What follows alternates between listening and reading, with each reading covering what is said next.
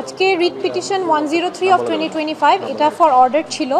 আমাদের ডেটিনিউকে প্রডিউস করা হয়েছে। ডেটিনিউর বাবার পক্ষ থেকে তাদের রিপ্রেজেন্টেশনও ছিল। কোর্ট ইন পার্সন আমাদের ডেটিনিউকে শুনলো, যিনি কিনা 18 বছর বয়সের একটি মেয়ে, এবং তাকে তার ইচ্ছা অনুযায়ী পড়াশোনা করার জন্য একটি ডাইরেকশন দিল। তাকে তার ইচ্ছার সে যেভাবে পড়াশোনা করতে চায় সেই ব্যাপারে কোনো ধরনের কোনো কম্প্রোমাইজ করা যাবে না, এই বিষয়ে তার বাবাকে একটি ডাইরেকশন দেওয়া হলো এবং তাকে 24 ঘন্টার মধ্যে তাকে তার মোবাইল ফোন, তার কমিউনিকেশন যে ডিভাইসটা আছে সেটা তাকে ফেরত দেওয়ারও একটি ডাইরেকশন দেওয়া হয়েছে। একই সাথে বাবা এবং মাকে বলা হয়েছে তারা যেন সন্তানের সাথে তাদের যে গ্যাপটা সৃষ্টি হয়েছে সেটা নিরসনে তারা যা যা পদক্ষেপ নেওয়ার তারা যেন সেটা নেয়। বোথ পার্টিকে আসলে এখানে একটা কম্প্রোমাইজে এসে সন্তান এবং বাবা মায়ের মধ্যে যে গ্যাপটা আছে সেটা যেন নিরসনে তারা বোথ পার্টি কাজ করে সেই ব্যাপারে বলা হয়েছে।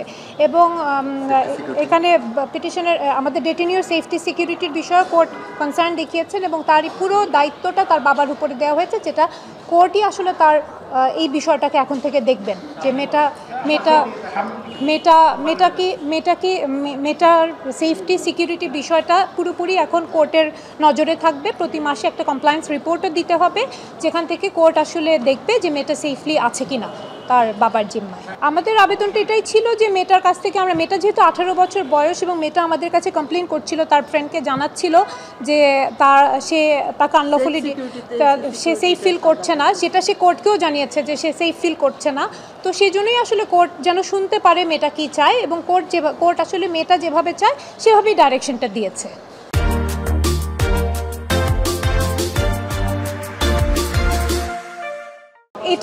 এই বিষয়টা আসলে এখানে মুখ্য না, কিন্তু হ্যাঁ পাকিস্তানি বংশ,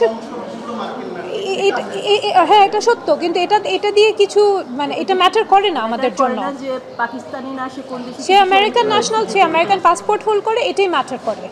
Actually a good compromise, so she can be in contact, she can let everybody know if there's any issue, if there's any problem. The court is taking responsibility. The court is taking responsibility. They are overseeing this case and they will see that she is in safety. She is my friend and I am in contact with her. I know.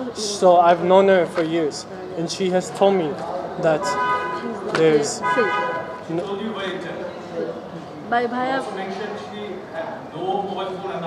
No, her mobiles were taken off later on. Yes. She used to use mobile, so they were in contact for several years. And she has told me, yes, that she was under problem. আগামী 25শে ফেব্রুয়ারিতে পরবর্তী date নির্ধারণ করা হয়েছে। ওই দিন কমপ্লায়েন্সটা আসবে from Chittagong medical college এবং মেয়ের বাবা মায়ের পক্ষ থেকে একটা কমপ্লায়েন্স দেওয়া হবে, মেয়ের কথাও শোনা হবে এবং এখানে আগামী 25শে ফেব্রুয়ারি।